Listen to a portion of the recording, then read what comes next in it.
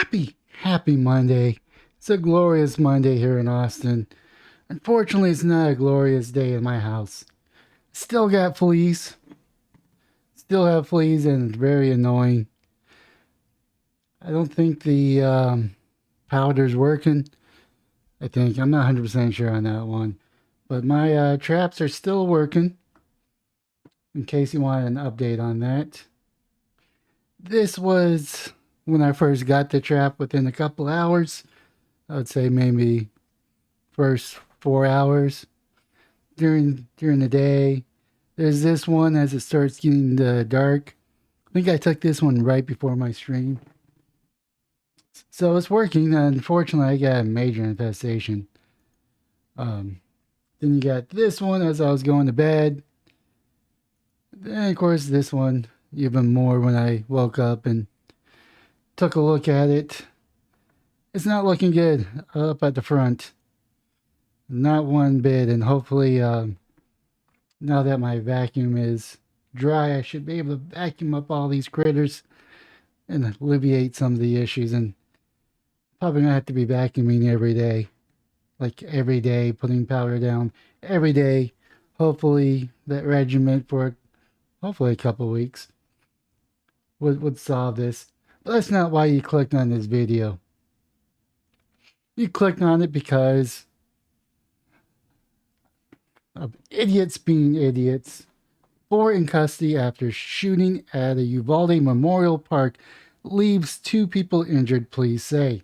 Uvalde police say it's not a dangerous situation for the general public, except for the people that got injured.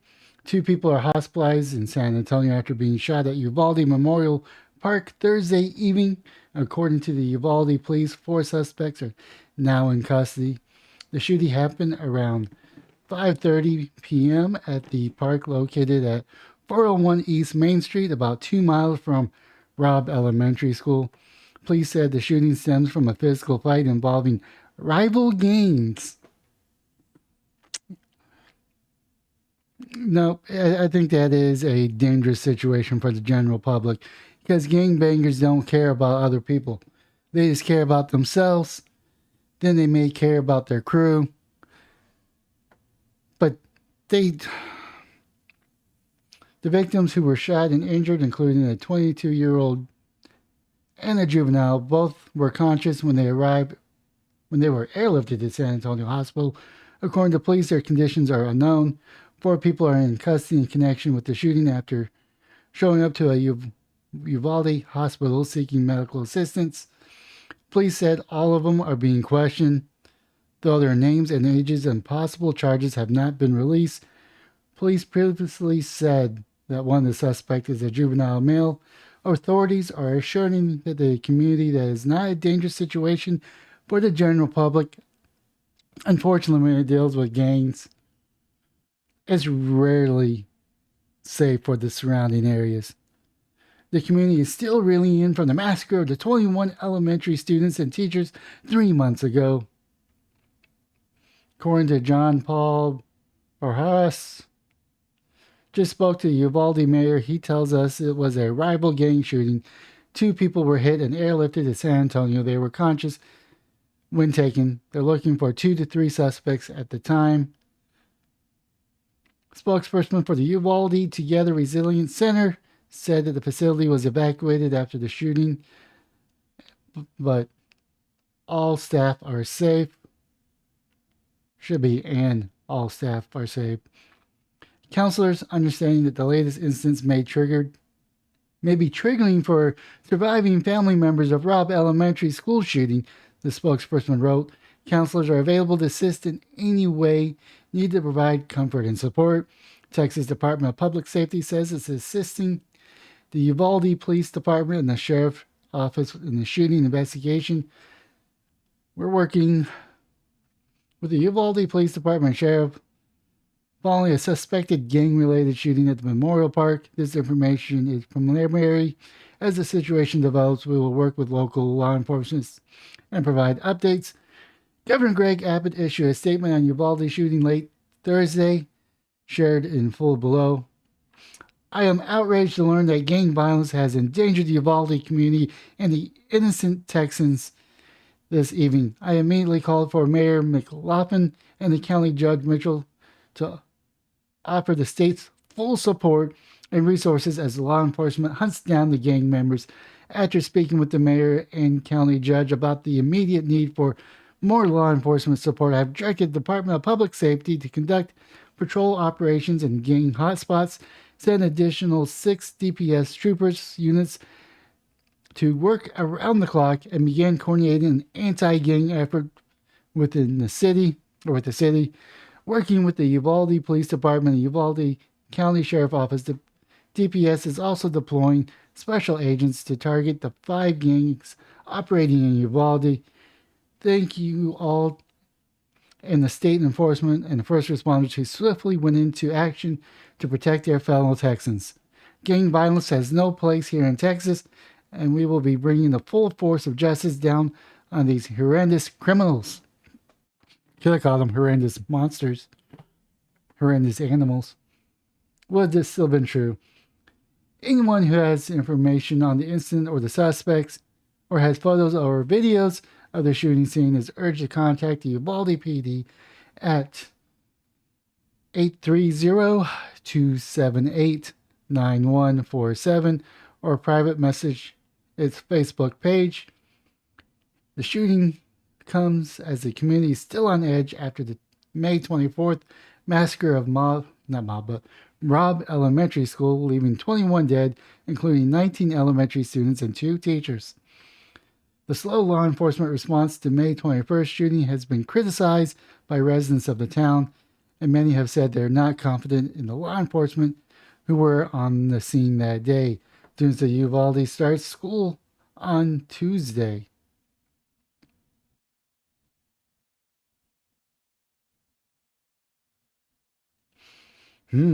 Interesting comment here. If Uvalde needs 6 more DPS troopers to control gang hotspots, how many DPS troopers units would need to control gang hotspots in San Antonio, Austin, Houston, Dallas, Fort Worth, El Paso? Let's see here. We obviously need to do something about the doors. I don't know where. Hey, you know what helps? More thoughts and prayers. The governor and the rest of the leaderships are already doing nothing. Well, you know, they're the governor. There's only so much they could do. I'm getting really tired of passing blame onto people that have very little authority or power to act on it. While I do say, really, the governor only has so much power in the state of Texas. He is a weak governor by law. Read the Constitution, read how much power he really doesn't have. He does have a lot of power, don't get me wrong, but he doesn't have the same authority as like the President of the United States has for the state compared to the United States. So the President has a lot of authority over the United States. You would think a governor will have the same authority over his or her state, but by our Constitution, our governor, by law, is a weak leadership role. That doesn't mean he doesn't have power. He does have a lot of power, but people don't want to understand their own local government on both a city, county, and state level. But also, here's this cruel prank. The cruel prank led to panic lockdown at Florida high school. Police said the shooting scare at the Central Florida High School was a cruel prank carried out by 2 groups of students who now face criminal charges and possible explosion. Not explosion, but explosion. They're going to be expelled. Can't say that word for some reason. Go away. Dayton Beach, Florida. A shooting scare at the Central Florida High School was a cruel prank carried out by 2 groups of students who are now facing criminal charges and possible expulsion. Police said Rumors, lies, and conspiracy theories have been floating around on social media since Friday lockdown on Mayland High School. Dayton Beach police said on Sunday in a lengthy Facebook post. This entire incident appeared to have been a cruel prank by several students have now gotten out of control due to internet trolls, misinformation, people misinformed people, and in some cases, people that are not even in Florida. Investigators say the officials at the school became aware of a threat written on the bathroom stall. Thursday, school officials and law enforcement reviewed the video and interviewed two students who have entered the bathroom around the time the graffiti was discovered. The students denied involvement and was determined that no threat existed, the police said. On Friday, two groups of students in the cafe decided to capitalize on the threat and appear to collaborate with each other to create panic. They were seen on videos getting into a specific position or location within the cafeteria, timing their actions, and several female students told administration someone has a gun. At the same time, a male student ran from the building, causing a large crowd to follow him. The video showed no one appeared to have a gun at the time, the police said. Detectives have identified students involved in the incident and interviewed most of them. Stories have changed from seeing someone with a gun to they just heard there was one. Report said the agency is planning to have extra presence on the campus Monday to ensure that everything goes smoothly. Second-degree felony charges for making false reports concerning the use of a firearm in a violent manner are pending for those involved.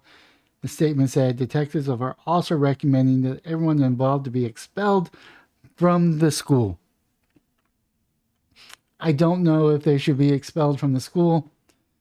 Maybe they should go to juvenile detention, and the rest of their high school years, they're under lock and key, and the parents gotta flip the bill. I don't know if that's going to be reasonable. I don't know what the proper punishment for is, but all I know this is one cruel, sick joke that should never have happened. It should never have happened. And when I heard this on the radio, the first thing that came to mind is these people are sound mind to be able to transition to another gender. The same idiots that pull stunts like this, people think they should be allowed to make life-altering changes to their body. Doesn't make sense. Hopefully the punishment is severe enough that they learn their lessons, and hopefully this cruel prank doesn't get repeated. I'm glad that everyone made it out safe. I'm glad there wasn't an active shooter. I'm glad it was just a prank, but that does not deter the sick, cruel prank that these people did. These young adults, as some will call them, or barely adults. It's just cruel and unnecessary, with school shootings being on everyone's mind, everywhere from California all the way to Washington, D.C., and anywhere in between. It's just a very cruel thing to do right now. Anyways, that is my video for today. Leave a comment down below on what your thoughts are on the kids that did this cruel prank. What should their punishment be? I mean, one thing that kind of thought came to mind is maybe not expelling them from school, but for every day of the year, they have to go out in front with a sign that says, "I'm an idiot," for doing a cruel prank. Gun violence is no laughing matter sign. Every single day as buses pull in for the morning. They'll definitely get their attention. You gotta get creative with the punishments, because while I understand that they did as a crime, and I get that they're minors, but I don't think felony charges as a minor, because they'll probably be charged as an adult if they have their way, if prosecutors have their way to send a powerful message. But sometimes being creative is also a good deterrent, as in public humiliation. Maybe they have to go clean the schoolyard if they even have schoolyards, every day. Work with facilities to make sure the yards or the grass is mowed. Something to not really humiliate them, but that also is a good trend. But to say you can still be a productive member of the school body, but you're going to have to earn that back. Anyways, leave a comment down below on what your thoughts are on both stories, and please smash the like and subscribe button on any all platforms or just the platform you're currently watching. But most importantly, have yourself a wonderful day, morning, or evening.